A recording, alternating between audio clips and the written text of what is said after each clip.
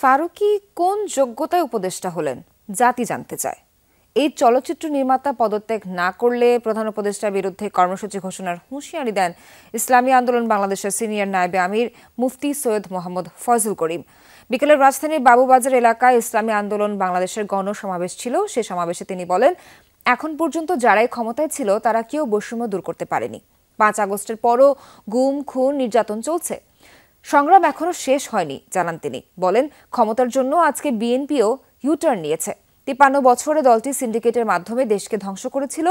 দ্রুততম সময় নির্বাচন দেওয়ার আহ্বান জানান সিনিয়র নায়েবে আমির। কোন যোগ্যতার কারণে ফারুকী সাহেব তিনি উপদেষ্টা হলেন এই জাতি জানতে চায়।